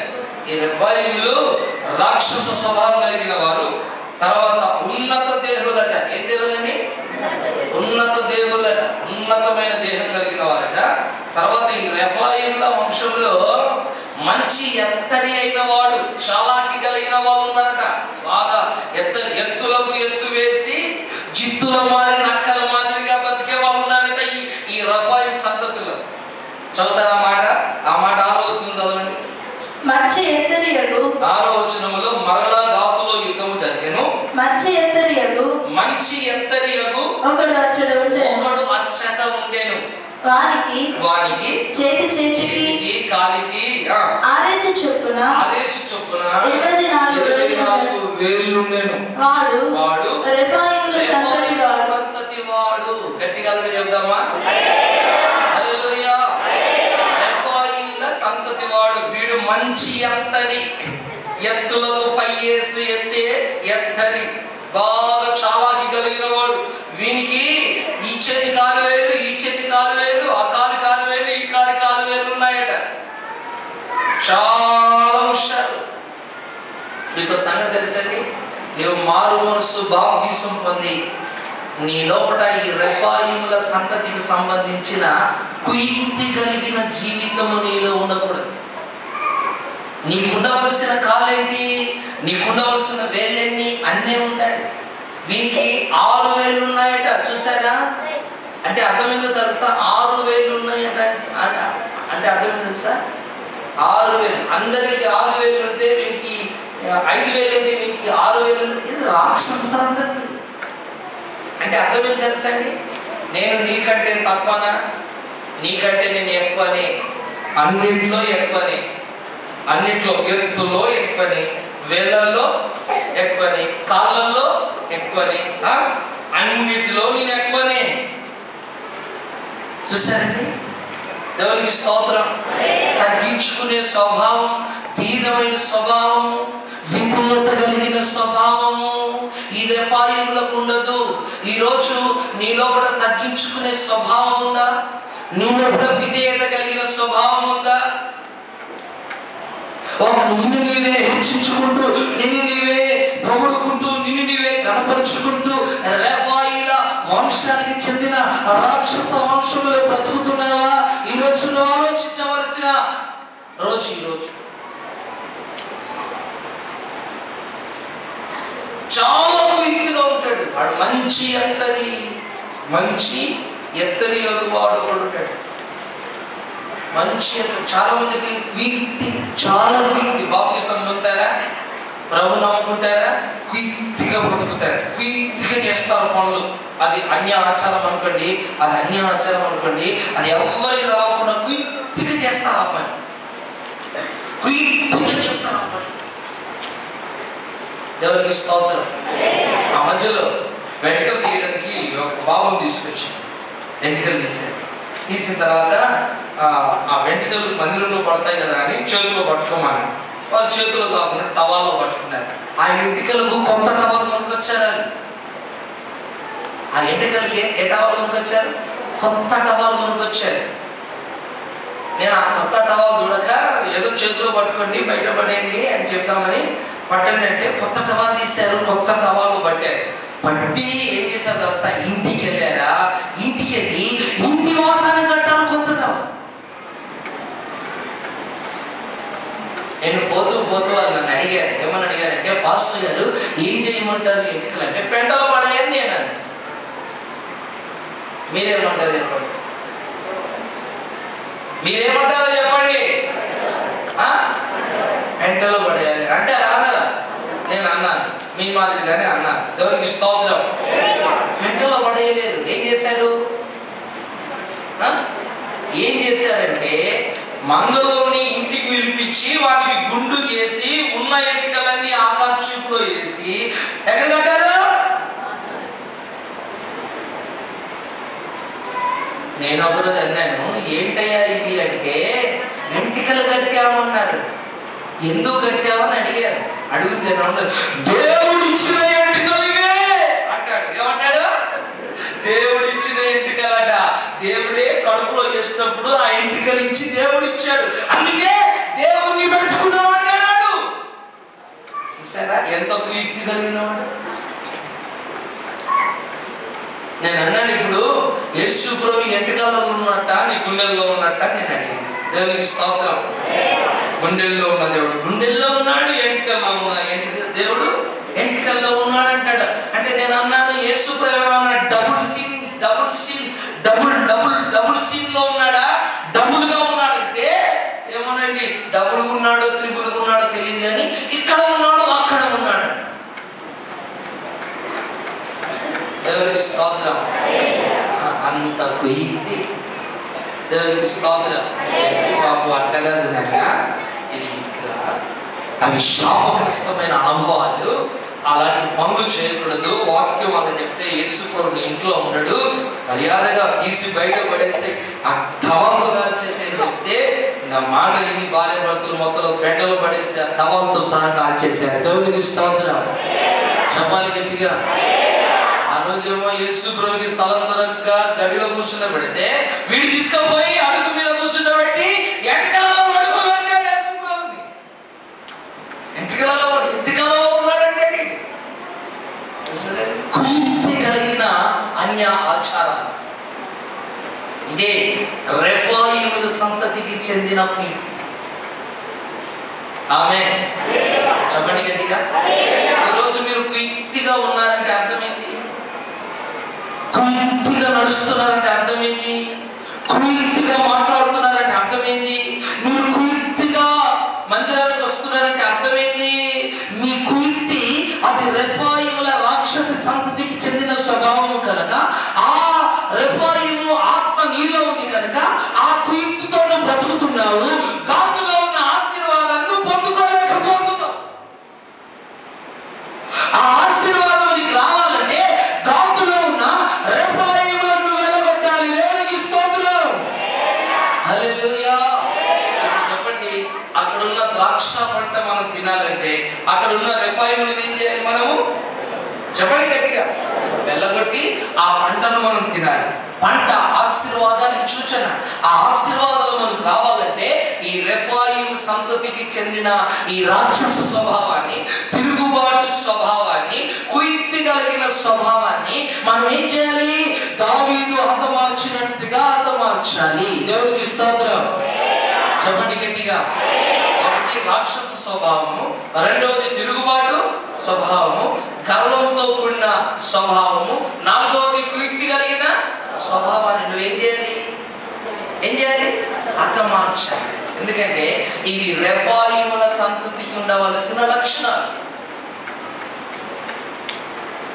దేవునికి స్తోత్రం. దేవునికి స్తోత్రం. దేవునికి స్తోత్రం. దేవునికి స్తోత్రం. ఒక్క మాట మీకు చెప్పి నేను ముగిస్తానండి. ఒక్క మాట చెప్పి ముగిస్తాను. మన ప్రభువైన యేసుక్రీస్తుల వారు ఒక మాట అన్నారు, నేను నిజమైన ద్రాక్షావల్లిని, మీరు తీగలు అన్నారు. నాతో కలిసారండి. నేను నిజమైన ద్రాక్షావల్లిని, మీరు తీగలు. మనం ఎవరు? తీగలు. ఏ తీగలు? ద్రాక్ష తీగలు. ఆమేన్. ఈ ద్రాక్ష పంట ఎవరిది? మనది. ఎవరిదండి? మనది. ద్రాక్ష పంట మనది, మన సొత్తు. మన సొత్తును వాడు తింటున్నాడు. డాక్టర్ వాడు తింటున్నాడు, వడ్డీవాడు తింటున్నాడు, దొంగలు తింటున్నారు, వ్యభిచారులు తింటున్నారు, మంత్రాలు తింటున్నారు.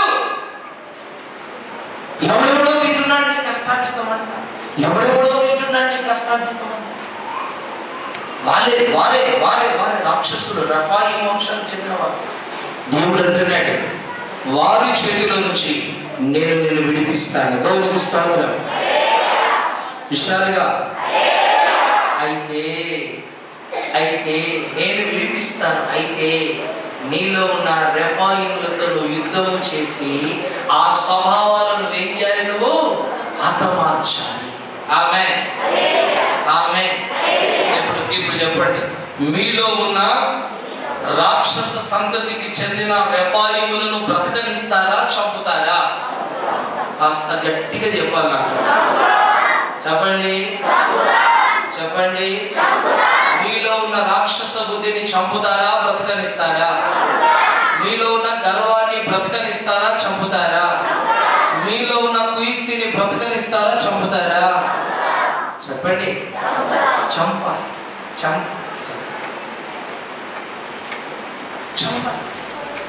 ఎవరు చంపాలి?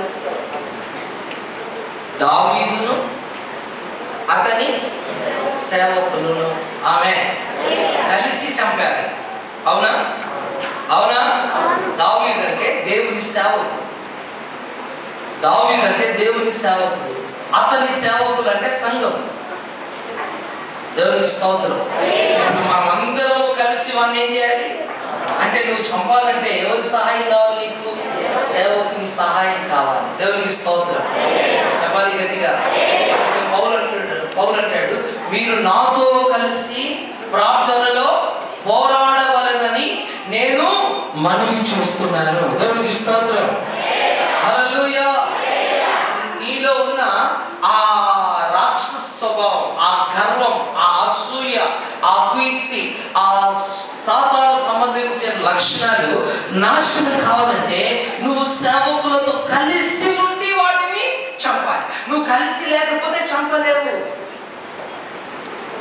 ఒక మాట చెప్తారు, యేసు ప్రభు అన్నాడు, నాకు వేరుగా ఉండి మీరేమీ, నువ్వు సేవకునికి వేరుగా ఉండి ఏమీ, సేవకులుగా వేరుగా ఉండి మీరేమీ చెయ్యలేరు, చెయ్యబోరు, చేసిన నాశనం అయిపోతాయి, పతనమైపోతే, పాతాళానికి వెళ్ళిపోతే. కాబట్టి దేవుడు వెళ్ళారా, దావీదు సేవకులు కలిసి రెఫాయీములను చంపారు. దేవుని బిడ్డలమైన మనము కూడా ఆ రాక్షస స్వభావాన్ని, కఠిన స్వభావాన్ని, గర్వాన్ని, కుయుక్తి కలిగిన జీవితాన్ని మనం ఏం చేయాలి తెలుసా? చంపివేసి నాశనం చేసి మనము రెఫాయీలును ఎప్పుడైతే సమాధి చేస్తామో ఆ ద్రాక్ష పంట మన సొంతం అవుతుంది. ఆమేన్. ఆ ఆశీర్వాదం మన సొంతం అవుతుంది. హల్లెలూయా. ఇప్పుడు చెప్పండి, మీ ఆశీర్వాదాలన్నీ ఎవరి దగ్గర ఉన్నాయి? ఎవరి దగ్గర ఉన్నాయి? రెఫాయీల చేతిలో ఉన్నాయి. వాళ్ళు దేవుని దగ్గర నుంచి వస్తున్న ఆశీర్వాదాన్ని వాళ్ళు పట్టేసుకున్నారు. ఆ పంట దేవుడిచ్చిన పంట వాళ్ళు పట్టుకున్నారు. ఇప్పుడు ఆ పంట మనకు రావాలంటే అక్కడున్న రెఫాయిం అనే సంతతిని వారిని మనం నిర్మూలన చేసి ఆ ఆశీర్వాదాలను మనం సొంతం చేసుకుందాం. దేవునికి స్తోత్రం. ఆ రెఫాయిలు ఎక్కడ ఉన్నారు? మనలోనే ఉన్నారు. దేవునికి వ్యతిరేకమైన ప్రతి స్వభావము అది రాక్షస స్వభావం. దేవునికి వ్యతిరేకమైన ప్రతి కార్యము అది రెఫాయిల కార్యం. మనలోనే ఉన్నారు. అందుకే బైబిల్ చెప్తుంది, ఆత్మ శరీరము ఆత్మతో ఏం చేస్తున్నాయట? పోరాడుతున్నాయట. దేవునికి స్తోత్రం. హల్లెలూయా. అంటే ఈ రెఫాయిలు ఎక్కడ ఉంటారయ్యా అంటే శరీరంలో ఉంటారు. ఎక్కడ ఉంటారు? శరీరంలో ఉంటారట. శరీరంలో ఉంటాయి. ఈ రెఫాయిలు. అందుకే ఈ శరీరంకి కోపం, ఈ శరీరానికి డంబం, ఈ శరీరానికి అలంకరణ, ఈ శరీరానికి కావలసిన భోజనం, ఈ శరీరానికి గర్వం, అతిశయం, ఇదంతా ఈ శరీరం లోపల ఉన్న ఆత్మకున్నది ఏముండదు. అందుకే ఆత్మ అంటది, ఓ శరీరమా చెమట కొట్టి వాసన కొట్టి బూడిదలకు బూడై నాశనం అయిపోయే శరీరమా, ఎందుకు ఆ పోజు కొడుతున్నావు? రేపు మాకు బూడిదలు కలుగుతావు అని ఆత్మ అంటది. ఆత్మ అంటది, ఏ ఆత్మ ఏం మాట్లాడుతున్నావు? బతికినన్ని దినాలు రూపాపుగా బతకాలంటది. ఏది? శరీరం. ఎవరిని? ఆత్మని. ఆత్మ అంటది, ఎందుకు అలా పాడు చేసుకుంటావు, బతుకంతా నాశనం చేసుకుంటావు, నా మాటని ఆత్మ అంటారు. ఆత్మ శరీరానికి ఎప్పుడు పోరాటం. చూసారే? దేవునికి స్తోత్రం. హల్లెలూయా, హల్లెలూయా, హల్లెలూయా. దేవుడు బిడ్డలారా, ఇప్పుడు మీలో మిగిలి ఉన్న రెఫాయీల స్వభావాన్ని మీరు చంపివేయాలి. ఆమేన్. చెప్పండి, మీలో ఎవరు మిగిలి ఉన్నారు? మీరు బాప్తిసం పొంది ఉన్నారు, కానీ మీరు ఎవరు మిగిలి ఉన్నారు? చెప్పండి గట్టిగా. రెఫాయీలు మిగిలి ఉన్నారు. రెఫాయీలు మిగిలి ఉన్నారు కనుక వాటిని మనం ఏం చేయాలి? ఇప్పుడు చెప్పండి, అర్థం మార్చాలి. చెప్పండి, రెఫాయీలు అంటే అర్థం ఏమని చెప్పారు? ఒకటి, రాక్షస స్వభావము. రెండు, గర్వము. మూడు కుయుక్తిగా నడవడం, ఈ స్వభావాలను మనం నాశనం చేసి మనం ఏం చేయాలి తెలుసా? ఆ ద్రాక్ష గాగులో ఉన్న ఆ ద్రాక్ష పంటను స్వాధీనపరుచుకొని దేవుని ఆశీర్వాదాలకి వారసులం కావాలి. దేవుడి మాటలు దీవించుగాక. అందరూ మోకరించండి.